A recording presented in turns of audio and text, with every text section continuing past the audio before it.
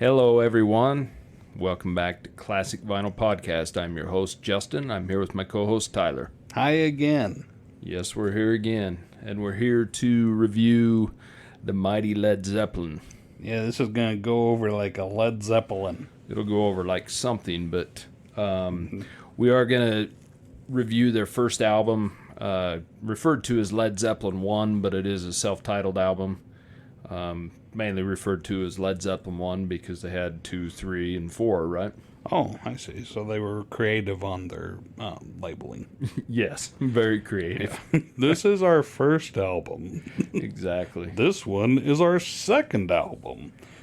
Well, I mean, they got as creative as they could. I mean, the band was a very innovative band, so... They did get rather creative in these songs. I got to hand it to them. So it's not for a lack of creativity that they labeled their albums the way they did, but yeah, it just doesn't shine very much on the titling of the album labels. Exactly.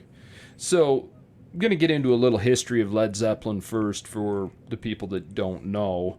They were formed in London in 1968 by Jimmy Page, singer Robert Plant, bass player John Paul Jones, drummer John Bonham, and of course the guitarist Jimmy Page, who was famously a session musician, had played on some Who songs, had played on quite a few famous band songs as a session musician, but he was also a member of the Yardbirds, which the Yardbirds famously had a couple other pretty well-known guitarists, Eric Clapton and Jeff Beck. So the Yardbirds they were a pretty good breeding ground for guitarists, I should say. I feel a little silly now that you'd say that Jimmy Page was the guitarist and Robert Plant was the lead singer. Mm-hmm. I think my show notes are going to be very valuable when we sell them on eBay. Well, because I have Jimmy Page written down as the singer every time. Well, and see, that's the whole point of reviewing these albums. These are albums I've listened to for years and years and know quite a bit about the bands. This is your first time listening to this album. I didn't meet the Led Zeppelins before. Exactly. So, originally Jimmy Page wanted to call this band the New Yardbirds, which isn't very original. No, about as original as naming the album, so it's not his strong suit, I'll tell you that. Well, exactly. And the funny thing is I know there's some stories, and I probably will mess this up, but I don't know if it was Keith Moon from The Who, because they wanted to get, originally, Jimmy Page wanted some different people in this band. He wanted himself, obviously, Jeff Beck, Keith Moon, and John Entwistle, both of The Who, to be in this band, and they were looking at Steve Winwood as the vocalist. And if I recall the story of Led Zeppelin, Jimmy Page was trying to put like an all-star band together. Well, I mean, these are kind of, basically. I mean, when you look at Keith Moon and John Entwistle, which were from The Who, an amazing drummer, an amazing bass player, in fact, the best bass player in my opinion. And so I think it was Keith Moon who said, you're putting together this all-star band, that'll go over like a lead balloon. Yeah. And, they converted that to Led Zeppelin, and that became the name. And I may be screwing that up, but it's misspelled. Yeah, it is misspelled. And there's no A in lead. So obviously... Led Zeppelin 4 was Stairway to Heaven being their number one song of all time, and, selling the most singles. And Led Zeppelin 4 did sell over 37 million copies worldwide to date. So, and that was their best-selling album. And I think most people know Stairway to Heaven and know the album Led Zeppelin 4. It has a couple other real famous songs like Black Dog and Rock and Roll off of it that still get a ton of radio play to this day, right? But that's what they're most well known for. But this band was, in a lot of circles referred to kind of as the Beatles of the 70s, because as the Beatles innovated music in the 60s, Led Zeppelin certainly did in the 70s, because they took that hard rock blues and borderline heavy metal. Yeah, this is very bluesy. music, but very heavy music too. Yeah, and that's what Jimmy Page and the band did really well, was they took blues numbers and rockified them in their own way, so to say. But I mean, many people consider Led Zeppelin the birth of hard rock or heavy metal, if you will. So, and they certainly are a heavy band. They the one thing, and you know from previous episodes, that the Who are one of my favorite bands, and I think the Who still are the very best live band ever. I have to agree. Little fun fact: I bought the album. Who's Next? Yeah, Who's Next? After we did last week's episode, I've been listening to it all week. It's an amazing album, isn't it? I love the Who. And to me, the Who is as great as their albums are. Like I said, their live music just, shines so much brighter on the guitar and the bass and the singing than anything. And that's one thing I can say the Who, to me, has over Led Zeppelin. Not saying they're a bad live band. I just don't like personally, I don't like the music as well live. Their album cuts are quite a bit heavier than any of the Who's album cuts. Yeah, for sure. And that's without a doubt, So, overall, Jimmy Page is the main music writer in the band, and Robert Plant writes most of the lyrics. But John Paul Jones and John Bonham also contributed to a lot of the songs. Led Zeppelin now has sold over 300 million albums worldwide. That's a lot of records. Yeah, that puts them up with the top tier, right? Yeah, it certainly it really does.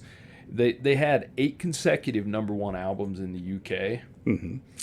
And 6 number one albums in the U.S. consecutively. Wow. And that, comparing them to the Who, not that I want to do that a lot, because the good thing about bands is you can love both bands. You can love all bands. You can make your choice. You don't have to pick one over the other. People like to, and people like to get snobbish about it. But especially parents. Parents always have a favorite child, and, one that's, they get snobbish about it. That is a little different, though, because some children are just don't act right. And other children are just gifted, and you naturally, you just naturally are drawn to them.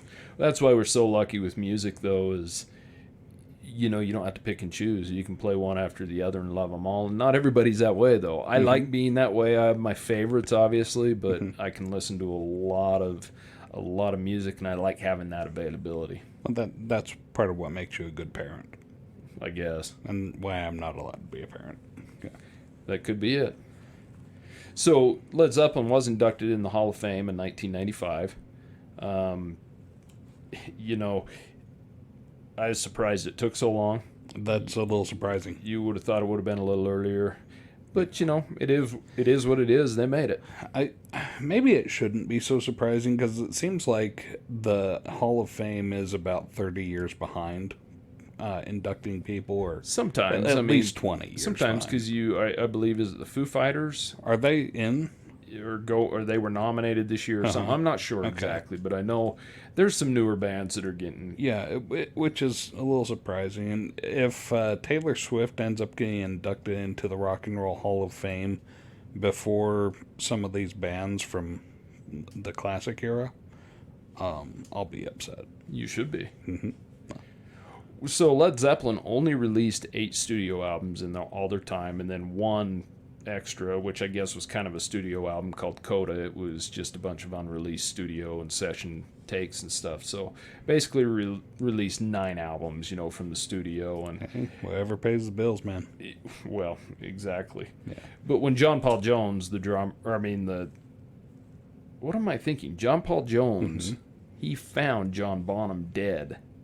In October of 1980. So, well, that's convenient. So John Paul Jones is the bass player, right? Yeah. Found John Bonham, the drummer, dead in 1980. Very similar to what happened to the Who. It wasn't too long after Keith Moon had died. So very interesting the way that happened, but it kind of disbanded the band at that time. They did have some reunion shows here and there, most famously, or most recently, the O2 Arena in London, and Page and Plant toured together for a while, which was pretty successful. But Led Zeppelin, Well, now that kind of goes into the realm of conspiracy theory because You think somebody's killing drummers? exactly well, and specifically, bass guitarists happen to be the ones to find them.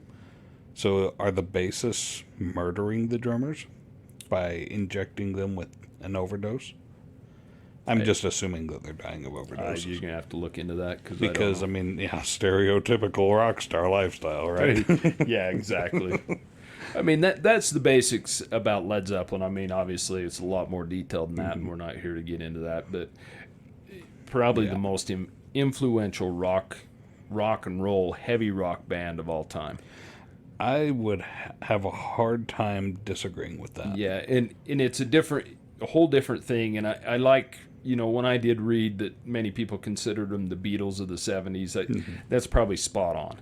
Yeah. Because they were obviously influenced by the Beatles, but they influenced so many bands with their music, just how much heavier it was. Yeah, they weren't just influenced by the Beatles, I'll tell you that. There was a lot of foreign substances that were influencing Well, them. it was pretty common for everyone at the time, right? Yeah, and, well, I mean, there's also theories that Jimmy Page was in league with the devil, one of those Aleister Crowley disciples. Yeah, I've read the stories about that, and who knows? He speaks backwards in his songs. For me, it's like, who knows and who cares? If you like the music, you like the music. Yeah. But, I mean, really, if you're willing to put that much dedication into playing, Stairway to Heaven backwards, then, hey, have at it, okay? Yeah, go for it.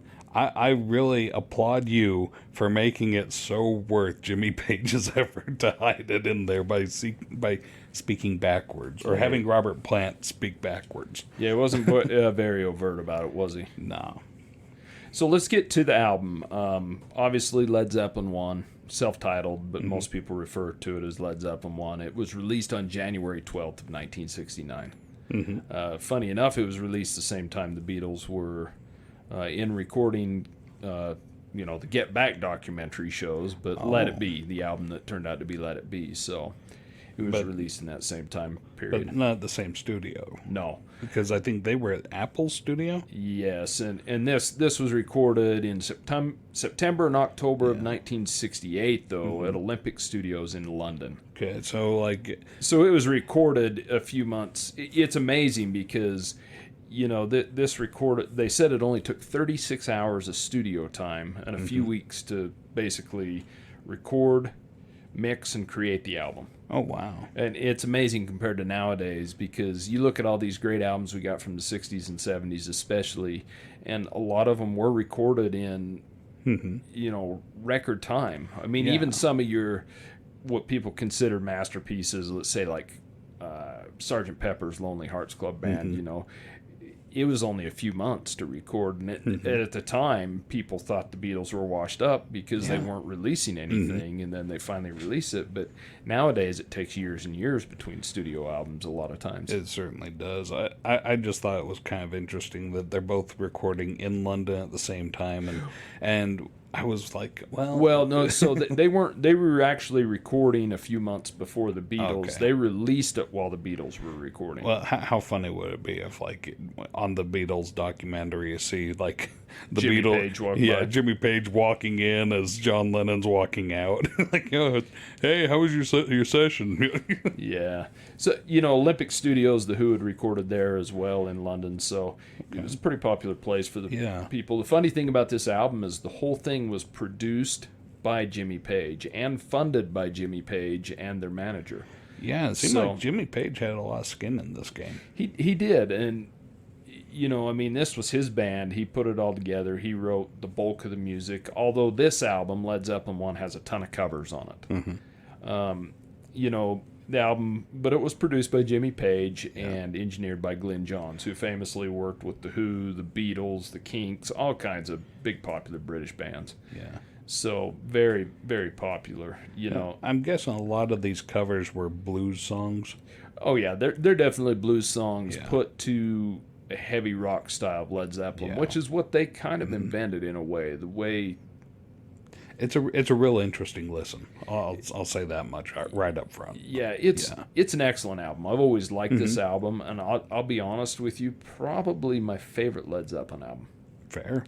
Led Zeppelin 4 through and through. I love that album, but it suffers the same thing with me as a lot of other ones do, is that, a lot of the songs just overplayed to me, So it is what it is. But Led Zeppelin 1 reached number 10 in the U.S. charts, number 6 in the U.K. So, not bad. It wasn't until Led Zeppelin 2, which was their first number 1 album. And then they had that string of consecutive number ones, because by then they had hit it. But so maybe either Jimmy Page was a very experienced and well-educated craftsman of his trade, shall we say, or he made a deal with the devil. Well, one of the two. But I will say, being a session musician, he was quite familiar with how the whole process worked. I will say, overall, this album is kind of produced poorly, in my opinion. It's kind of a muddy sound to it, and it could have been done better. And it probably goes to say that we're listening to the original mix of it, not the 2014 mixes that Jimmy Page released. Yeah, Jimmy. I mean, it only took you 40 years to clean it up. Well, and I've listened to them, and I'm not as big a fan of the remixes. When I say it's muddy, I don't mean that in a horrible way either. It just, the engineering is kind of messy on it, but and I mean that kind of in an endearing way, because I've listened to this album for so many years and I know the songs so well that I'm not meaning that in a negative way. It's just got kind of a messy, thrown together sound, which is kind of like, shall we say, the Amish crafting something and making sure that with everything that they craft, they leave an error in it so as not to offend God by making something perfect. That's probably a good way to put it, because in a way it does seem like some of, there's some bleeding of the vocals and things going on in some of the tracks, especially if you listen to it on headphones and listen real close. Yeah. There's some, mixing issues, but it makes you wonder, were they done on purpose? I don't know, but they... Because it adds an interesting sound to it. Yeah, well, and the funny thing, another factoid about this album is it was the very first album ever in the world released as stereo only. Oh. So, because at the time the albums were released in mono and then with stereo versions, right? It was a fairly common thing, but Jimmy was done with mono. Yeah, he was done with mono. Yeah, he says this is the future. You're going to have two speakers or headphones or something, or you're not going to enjoy it. And that's one thing I told you while we were listening to this. You better throw on your other headphone, because I missed half of it. Yeah, there's a lot of biddies going on the one side that you're not going to hear, So that's right. So in 2003, Rolling Stone ranked the album as number 29 of the top 500 albums. And of course, like we've talked before, Rolling Stone releases a list all the time. Yeah. It's been all over the place. That's the highest it's ranked for them. But and I can't disagree with that. I think that's a fair... this is the birthplace of Led Zeppelin, right? Yeah. This was put together and, like I said, funded by Jimmy Page, produced by Jimmy Page. I mean, this is an excellent album. Yeah. And it was a groundbreaking album as far as, a lot of bands had done the blues. The Doors had been doing the blues by this time, but it wasn't heavy like this. It wasn't heavy rock with the heavy guitar solos. And this, when you listen to Led Zeppelin, they're just a whole different thing than anything else out there. So, do you want to get to it? Absolutely. Let's dive right in. Okay, so track 1, Good Times, Bad Times. This was written by Jimmy Page, John Paul Jones, and John Bonham, and actually contributed to, I think, Robert Plant wrote it as well, but there was some issue with a contract he had where he couldn't appear on certain number of songs. That's because he had a prior contract with the devil. Probably. Okay. You never know. Yeah. But you know what? If that's the case, I'm all for it. Okay. So, what are your thoughts on this song? This was, I've heard this song before, but never what? I've heard it, I think I probably even heard it in its entirety. It's not necessarily my favorite rock and roll song. It's not bad. It's good rock and roll. Yeah. Yeah, I love how heavy the guitar is. I think it's a great opener for the album. Okay. And I love the bass after the chorus. Yeah. If you listen to the chorus and then listen to the little bass runs after that, it's really pronounced. And, John Paul Jones does an amazing job on that. It's got an amazing guitar solo in the middle that I think is absolutely amazing. The only thing that ruins it is the same thing I think ruined a couple Who songs that I spoke about in the last. Is too much cymbal. I understand you got to use the cymbals in the drums, but sometimes it's just too much, and a little too much cymbal in my opinion over the guitar solo, but it has an amazing guitar solo. Funny enough, this is the first single they ever released, and the only single off this album they released, but they only released it in the U.S. They didn't release it anywhere else. Really? And it only reached number 80 on the charts. Okay. Which is decent for a brand new band, but first band, first single, first album. Yeah. It's been covered by a number of bands. Most recently, Godsmack, a heavy metal band, covered it in 2007. Yeah. I've listened to that version, and it's not bad, but it doesn't seem to fit with their style of music as well. And I think this song, to me, and maybe that's because I've listened to it for so many years, kind of epitomizes the Led Zeppelin sound, the blues and the heavy rock put together. And I really enjoy this song. It is a really good mix of blues and rock and roll, and heavy metal. And this is one song that the band wrote, and it's a good song. I've listened to it for years and I love it. Well done, John Paul Jones. There you go. His name is fun to say. I love that name, John Paul Jones. Why is that? I don't know. It's just a fun name. It's it's a very common name, but it's also, the sort of name that you have to say all three of them. Why do you think that is? Why can't he just be John Jones? Yeah, you can't call him John Jones. He has to be John Paul Jones. JPJ. JPJ. That's fun to say, too. Even his initials are fun. I like this guy, and I don't even know him. Well, so be it. All right. So we go on to song 2, Babe, I'm Gonna Leave You. Yeah. This is a cover. There's some questions about who wrote this song, but its earliest writing is from Anne Breeden. It was written in the 50s.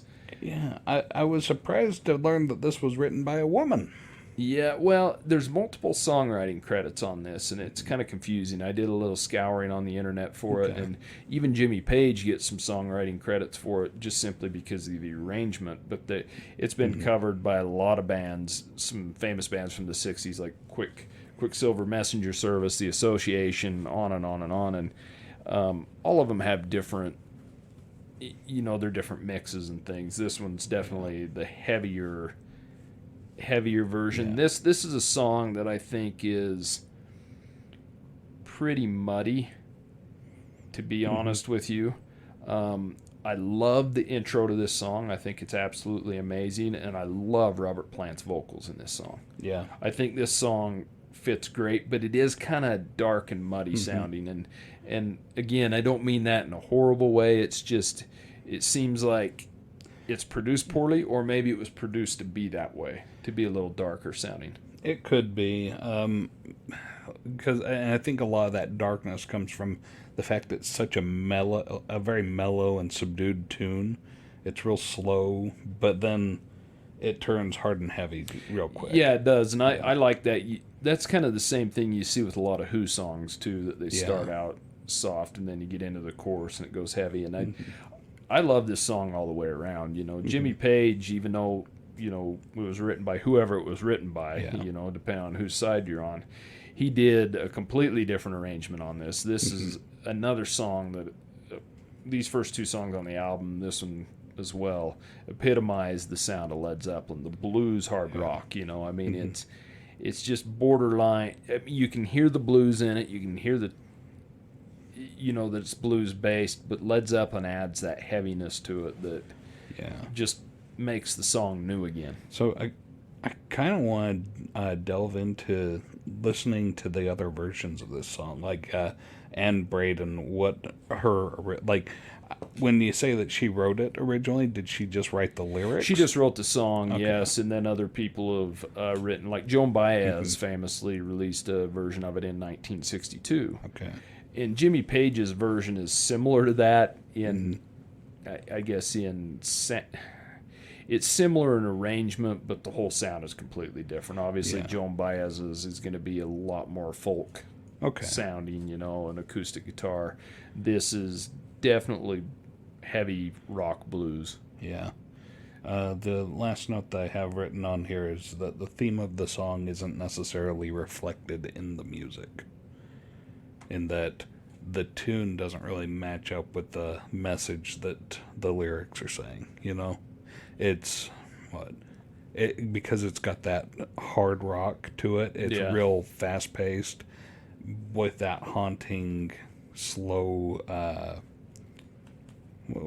that tempo.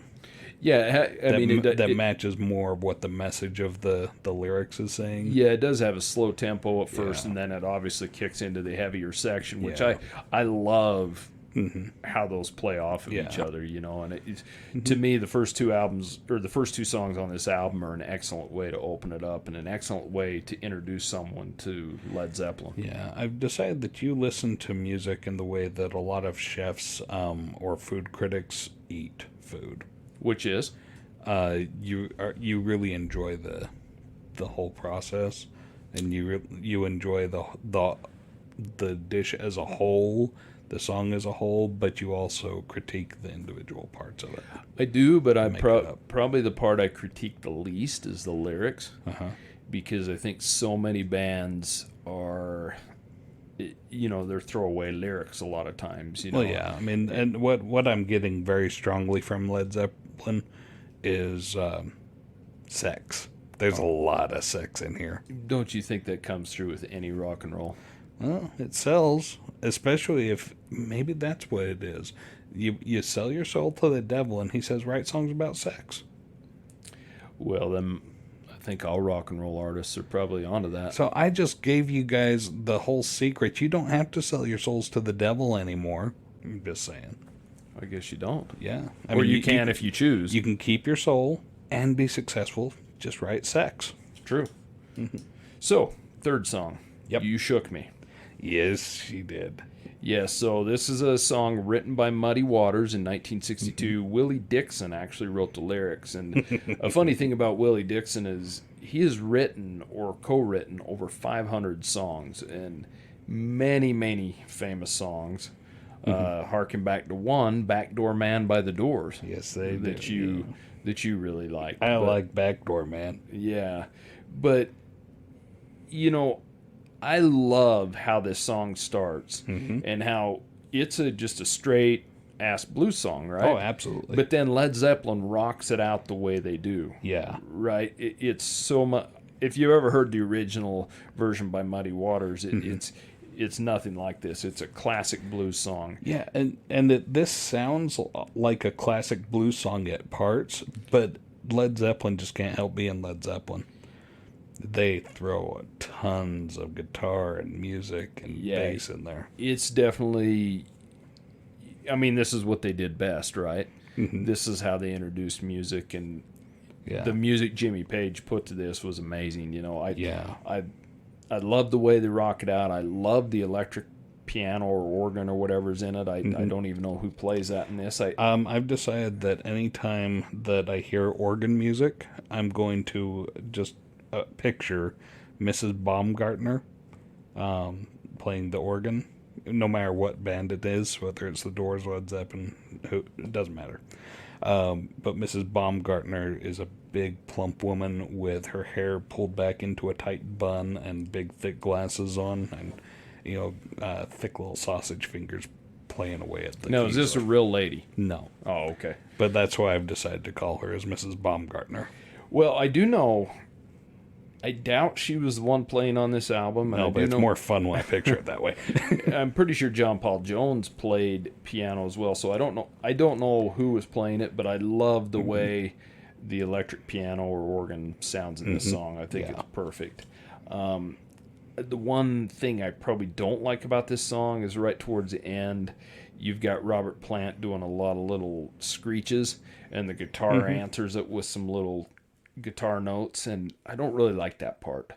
Yeah. The guitar riff kicks ass. Yeah, it does. I mean, it's a good song as far as that. I just didn't. Yeah. I just don't really care for the ending where Plant's doing his little screams and the guitar is answering those with some little licks. I just don't. Yeah. To me, Robert that Plant, could be he's cut got a off. very identifiable scream that, I mean, even if you think you don't know Robert Plant scream, you know Robert Plant scream. Well, and I'm You've going to heard preface this by saying I love Robert Plant and the way he sings, but too much Robert Plant, too many Robert Plant songs in a row or Led Zeppelin songs in a row, his voice can get a little scrapey to you. Yeah. You know, it's you need a palate cleanser of some sort after listening to too much Led Zeppelin, and that's good and bad. I'm not saying that in a negative way, but his voice can be a little off-putting after a while. You know, so Yeah. This song was surprisingly slow. It's so slow moving and so bluesy. It almost comes across as a lullaby towards the end. where do you compare this song to you know the AC/DC song "You Shook Me All Night Long"? Seems like they kind of ripped that whole That whole lyric That's off, what I didn't was they? expecting. Yeah. But yeah, like AC/DC feels like there's more actual shaking involved. Yeah. This one the way that it's played sounds more like, okay, don't make the bed springs squeak or we might wake the kids. Interesting. It's just very slow. Well, that would be the and blues. rhythmic. I mean, that's Willie Yeah. Dixon's lyrics, right? Yeah, that's right. Yeah. And just Led Zeppelin's interpretation of it. Yeah. Yeah. But AC/DC, oh yeah, it sounds like you're getting shaken. That's true. Yeah. This one, I feel like I'm being rocked. So what do you like about this song, or do you like this song? It wasn't terrible. I mean, I guess I'm just not that big of a blues fan, but you know, it wasn't bad. Yeah. And It was enjoyable. I'm not a huge blues fan either, but I find myself liking a lot of it, depending on who's doing it. And Led Zeppelin's flavor of the blues is, I mean, it was at this time especially a new thing, and it was a new sound, right? Yeah. And I love this song all the way through. I like the intro. I like the way it plays. I like the piano, organ. I just don't like those little guitar answers to the Plant screams. So, I really like the Mrs. Baumgartner playing the organ too. well, we can think that. And it was a very smooth transition from this song to the next. Yeah, Dazed and Confused. Like, they had such a matching tempo that I couldn't tell you where one song ended and the other started. Dazed and Confused for me is a very familiar song because it was one of the first riffs I learned to play on guitar, the opening riff. So it's, you know, Yeah. real familiar to me. Now, this is another cover song. It was written, you know, originally as a folk rock song in 1967 by Jake Holmes, who I have no clue who that is. Well done, Jake. Yeah, he did a good job. I'm assuming that he's probably Sherlock Holmes' great nephew. Probably where he's from England. Yeah. So this song has roots back to when Jimmy Page was in the Yardbirds. I guess they never recorded this song in the studio, but they did play it live, I think in 67, 68, quite a few times. It was, you know, a little bit different version, not quite as heavy, not quite as long as the Led Zeppelin version, but it was pretty common. And, you know, it is to be said that Led Zeppelin did change the lyrics from the original song. So the lyrics are, for the most part, completely different than the original song was written out to be. It's a fairly long song, but, you know, It's also a druggy song. well, and that's what I was going to say. This is a psychedelic feeling Yes, song. it is. You know, you're right on the tier end of the psychedelic movement, but you know, this song to me is very psychedelic, hard rock, blues sounding. This is an auditory kaleidoscope. Yeah, it is. It really is. And this song is a great song. Mm-hmm. I think, this finishes out the first side of the album, and I've always liked Dazed and Confused. I love the middle section where it kind of slows down and it's a little instrumental, and then it kicks back in pretty heavy. It's just a good all-around song. Mm-hmm. What were your thoughts on it? My thoughts, I've written down that this man is frustrated that his woman won't put out. That's the message I take from Dazed and Confused. You get that from the lyrics? Yes. Okay, fair enough. I guess could get that a little bit from the music as well, but the music more tells me that his frustration that his woman wouldn't put out has led him to doing drugs that altered, specifically drugs with psilocybin. Well, do you think it's even really worth deciphering what they meant by this song? Because it's a cover song. It's obviously... But they did change the lyrics. Ty, can't people just play music and have fun? They can. Okay. I'm going to go with that. And I will say they released an album in the 90s, the BBC Sessions, which, is made of all live songs. And there is some great live versions of this song on those albums. And I love this song even better live. Yeah. I don't know. I've always liked Dazed and Confused, one of my favorite Led Zeppelin songs. Mm-hmm. It's a great song. I had to ask you at the beginning if this is the band that has the drummer with only one arm. Yeah, you were a little off confused on that. Yeah. And that's where we get into these things is, you're hearing these things for the first time. You don't know Led Zeppelin really well. Because let me tell you, if I was listening to Dazed and Confused and knowing that was a one-armed drummer, I would be extremely impressed. But since he's got two arms, okay. Well, now I will say that a lot of people would consider John Bonham one of the, if not the best drummer of all time. I can see that, especially in this song. Rush fans would disagree. Who fans would disagree. Yeah. Myself, I'm just going to keep my opinion to myself. I'm thinking Def Leppard fans would probably disagree. Well, yeah, I guess every fan is stuck up in their own way, right? So let's flip it over to side 2, and it opens up with Your Time Is Gonna Come. The first thing I can say is this is my least favorite song on the album. And the first thing I had to say after I read the title, Your Time Is Gonna Come, nyang, nyang, nyang. That's what I figured. I don't like the organ, how it opens it up. I generally like electric piano or organ, but to me... And I told you this, it makes me feel like church or something. Yeah.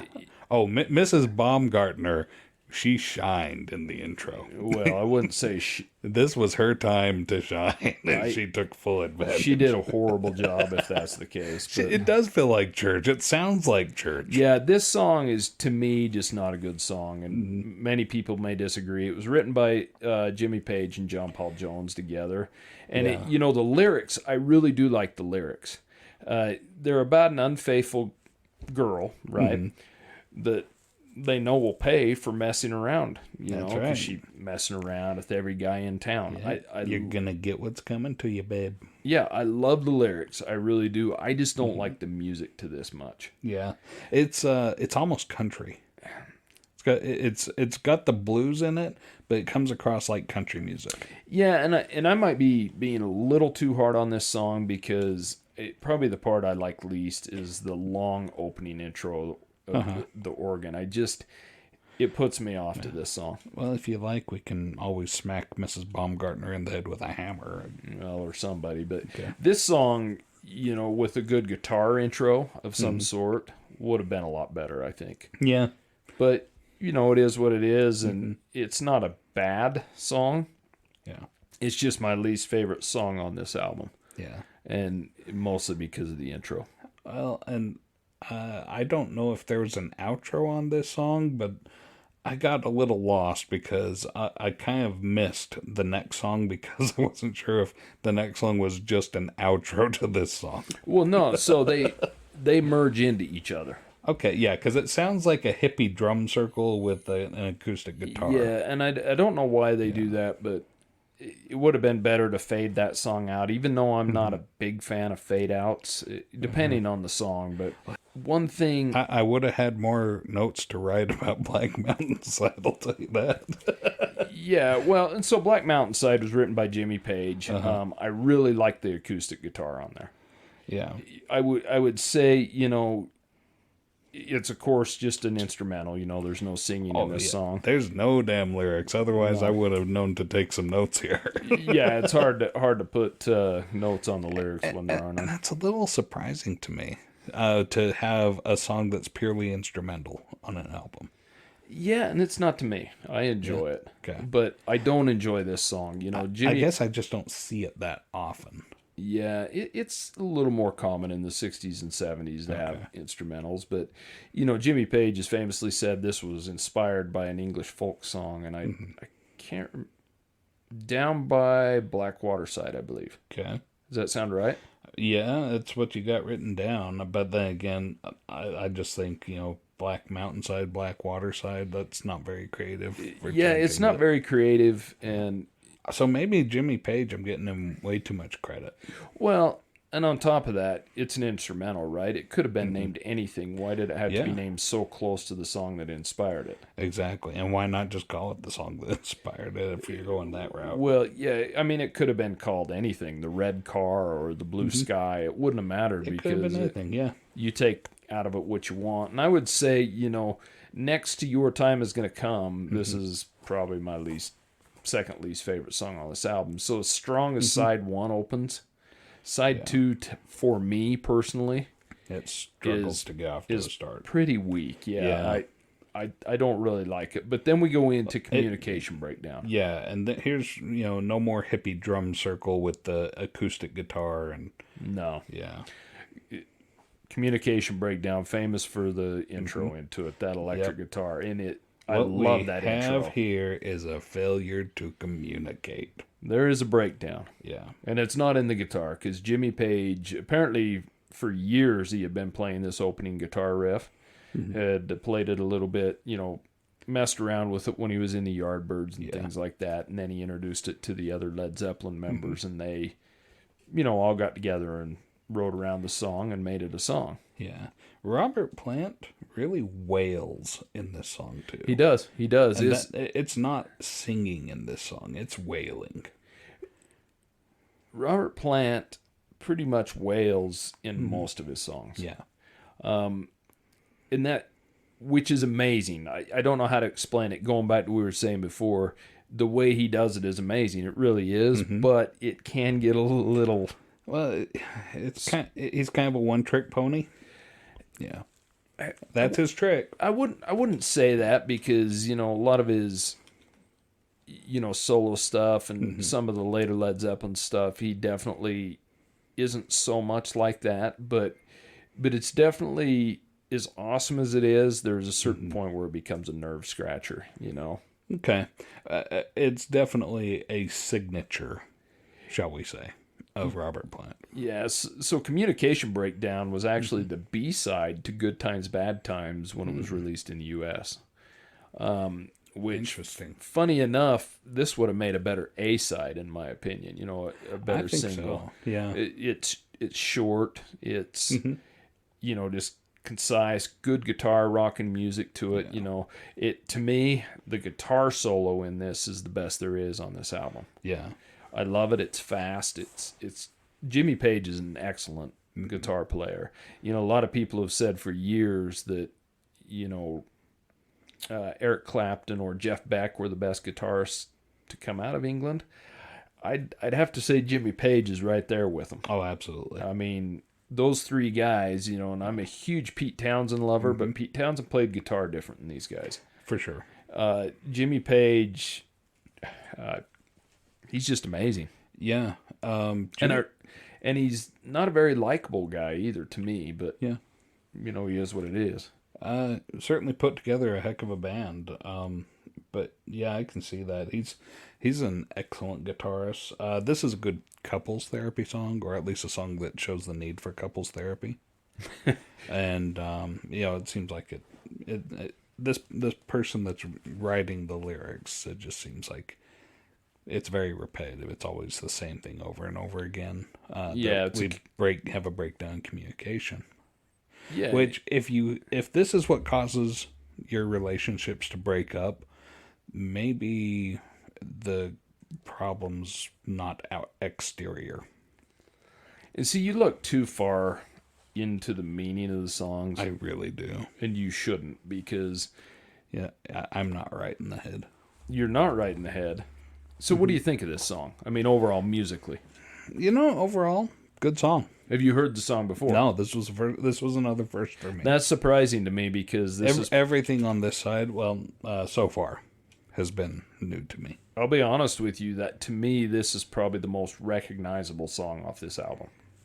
Okay. So it's funny that you have heard some of the others on side one, but not this one. Mm-hmm.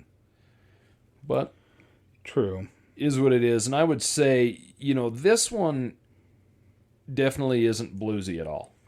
It's No. a straight rocker. This is different from the other songs in that respect. Yeah, there's no blues to this. No, it's a straight, short rocking song with an amazing guitar solo, with an awesome intro, that just This sounds strumming guitar. I love it. This sounds more like your typical British invasion song, rock and roll style. Yeah, other than heavier. It's heavier for sure, Yeah. but that's the way that they play it, is like communication breakdown. Yeah. Yeah, amazing song. I rate it as one of my top one or two songs on this album. I really like this song. Yeah. Okay, next song, I Can't Quit You, Baby. Yeah. Another song written by Willie Dixon. Who said Yeah. he wrote a lot of songs, and probably a lot more songs than people know, because when he wrote so many songs by himself, and with Muddy Waters, and those guys are responsible for so many blues songs that artists of the 60s and 70s especially created and made their own off of those bases. I mean, I'm pretty sure that Muddy Waters is the first guy that invented this particular blues beat or tempo that they use in this, because it just sounds like Muddy Waters to me. well, this song to me on this album is different from the other ones, where this one is more classic or traditional blues. Sure. It's pretty... It's very bluesy. Yeah, this doesn't have as much of the hard rock thrown into it. This is certainly more straight traditional 12-bar blues than what their other ones are. But it's also juxtaposed with a very fast guitar picking and the drumming duet. They like the guitar and drums during this. Those guys are having a great time. Well, but at the same time, it's got that slow rhythmic blues. That's where Led Zeppelin is very similar to Who in that way. They have a very powerful singer.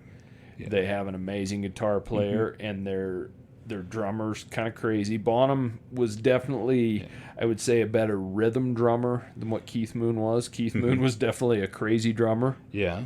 However, Roger Daltrey is much better looking than Robert Plant. Well, you're gonna have a lot of people disagree with you on that. Well, but they're free to disagree, but they're also free to be wrong. I do personally think Roger Daltrey does have a better lead singing voice, and I said that in our Who episode when we reviewed Who's Next, that I still think that Roger Daltrey is the top rock and roll singer of all time. Well, now, he's a beautiful man. Yes, I just think he's better looking. Well, the funny thing is, a lot of people think both him and Robert Plant look damn near identical. So, well, that's Robert Plant's problem, isn't it? But these bands are very similar in a lot of ways, because they truly are bands, and that's, I know a lot of people are Who fans and don't want to hear about Led Zeppelin, or vice versa, right? Sure. I think you need to love both bands because they both bring their own.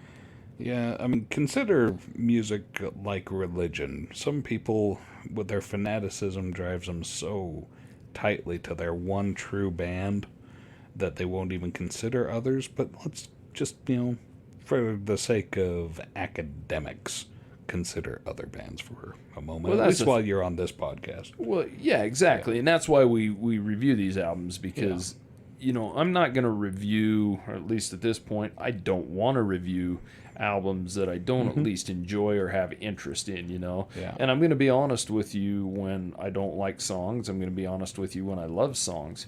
And you know, there's bands I love like Led Zeppelin and The Who, but there's songs from Led Zeppelin and The Who that I fully dislike. Sure. And that's what this is about, you know. And the good thing about it is, with you hearing a lot of these for the first time, or not being, even if you've heard them, you're not super familiar with them, it's good to get your take on them as well. It's interesting for me with the fresh takes that I get. Like, I Can't Quit You, Baby. This song, I love the lyrics of it. And, you know, we talked previously that I do get hung up on lyrics. Because he says, you know, basically, if you can't quit, at least you should take a break. So this guy is not leaving her forever because he knows he's going to be coming back. Well, But he needs a break. yeah, and see, you're dissecting the lyrics, and I'm thinking, you know what? I love how this is the traditional slow blues, but it does have an amazing guitar solo in it, and I love the guitar solo in this song. Yeah. Probably my second favorite guitar solo on the album, next to Communication Breakdown. All right. So, and this, you know, this is also, there's a good live version of this on the BB sessions. So, you know, everyone go check that out, because Led Zeppelin, the BBC sessions, even though I don't consider Led Zeppelin an amazing live band, that album is amazing. And all their work's done, and all their best songs on it, you know, up to Stairway to Heaven are on that and done live. And it's just a different take, and it's a good album. And we'll have to review that at some point in time. But Yeah. so now we go on to the song that ends the album, How Many More Times. Now, this song is the longest song on the album, comes in at just a little over 8.5 minutes long. It was actually written by all 4 members of the band. Yeah. So, you know, this song, I think it has an amazing instrumental section in it. I like the song. I really think it could have been cut down a little bit. I am curious if too many cooks have spoiled the broth. Okay, And explain. The adage being that if you got too many people involved in a project, sometimes it gets overworked and becomes too much. You know, I don't really know about that, because I don't know the whole, you know, process of Led Zeppelin, but Jimmy Page was certainly the leader of the band, right? Yeah. And I think, especially on these albums, he produces them all. He basically writes all the music, and I think these are all his decisions. So Yeah. I don't really think that's the case. Yeah. I'm curious. The singer of this song sings about having 10 children and another one on the way. Yeah. So is this Jimmy Page or Robert Plant that's got 10 kids? Well, I don't know who wrote the lyrics, but neither of them have 10 children. Okay. All 4 band members contributed to this, almost definitely. You know, Well, they need birth control. They need a freaking vasectomy is what they need. well, then again, see, here you go getting caught up on lyrics. I did get caught up. And lyrics are definitely a play on words, like we stated many a time, and you can't take everything literal. No, 10 children could mean Jimmy Page's 10 guitars he has at home, or his... True. Another on the way. So he just bought his 11th, like somebody else I know. Yeah, somebody's sitting right here with you. Yes. Yeah. I just brought another casino, Epiphone Casino.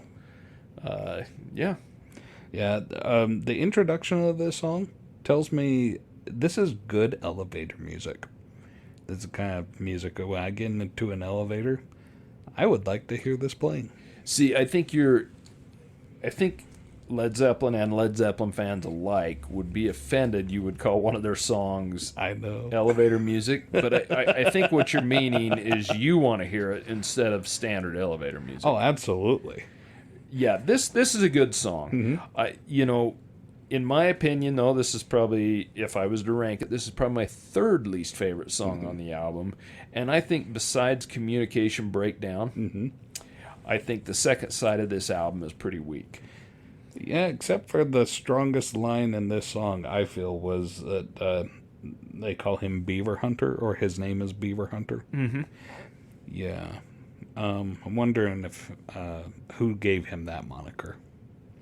You know, it's funny. We'd have to find out who's actually responsible for the lyrics.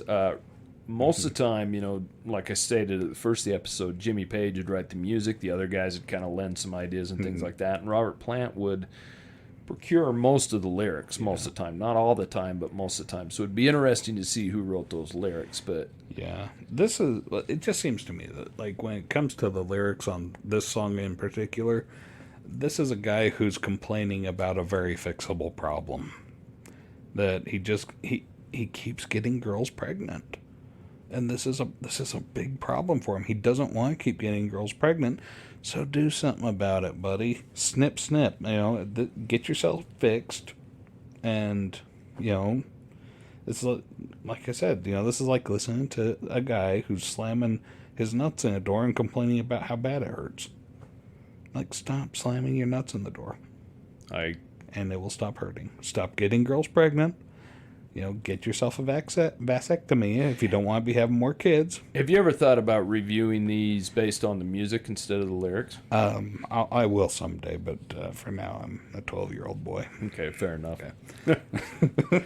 So, anyways, this song isn't a bad song. In my opinion, it could add a few minutes cut off of it. It's got a... Yeah, it's stretched out. Yeah, it's stretched out more than it needs to be. And, like I said, the second side is kind of weak as far as I'm concerned, but it's still strong. It's a strong album. And like this is my favorite Led Zeppelin album. And, so I'm just kind of picking the songs for what they are, but there isn't a song on here that when I hit play, starting on song 1, that I skip. Yeah. I do enjoy the whole album. I really do. Good. And it's an excellent album, and it's a journey. It is. It's a good introduction to Led Zeppelin and what they're going to be as a band. You feel that blues influence. Yeah. I mean, obviously the blues are very obvious, Mm-hmm. but where they're trying to go with it, with the heaviness, is pretty amazing. And, it kind of goes back and forth between the excitement over sex and relationships and stuff to communication breakdown and the problems that you have. And not being able to quit someone, but sometimes needing a break from that relationship, and then finishing it off with how many more times am I going to keep beating my head against a brick wall? And that's what it's about. It's kind of a wild ride, but at the same time, it's just kind of life. So I can see where a lot of people resonate with this. So overall, how do you rate this album after hearing it for the first time complete? Let's see, on a scale of 1 to 10, I'll give this one a good 7. I was gonna go 6, but I'm still happy at the end of this, so I'm going with 7. Yeah. I would probably give out a scale of 1 to 10. I would probably give it an 8. Because you're better than me. Something like that. I have said it's my favorite Led Zeppelin album. Led Zeppelin 4 would probably be a little more I like the songs as a whole more. I'm just kind of at the time tired of some of the radio play on it, but it's you don't want to hear about how she's buying a Stairway to Heaven anymore? I don't mind Stairway. I don't hear Stairway a lot. I hear Black Dog and Rock and Roll a lot. True. And I love both songs. There isn't a song I dislike on Led Zeppelin 4, but we'll get to that album in due time. But until then, that's our review of Led Zeppelin's their first album, Led Zeppelin 1. So, and if you didn't like what I had to say, if I'm too dang ignorant for you, I'm sorry. You should be. I am ignorant. But until next time, certainly reach out to us on Instagram, Classic Vinyl Pod. If you have any ideas or suggestions for album reviews that we can do, send them to classicvinylpodcast@gmail.com. And we appreciate you taking your time to listen. See you later.